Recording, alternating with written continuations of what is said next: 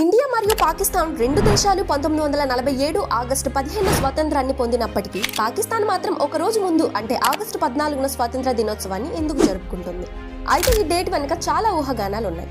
Number 1, ఇండియాకి చివరి viceroy అయిన లార్డ్ మౌంట్ బ్యాటన్ కి బిజీ షెడ్యూల్ ఉండటం వల్ల రెండు దేశాల స్వాతంత్ర్య వేడుకలకు ఒకేసారి అటెండ్ అవ్వలేక పాకిస్తాన్ కు ఒక రోజు ముందుగానే అధికారాన్ని ట్రాన్స్ఫర్ చేశారని ఒక ఊహ.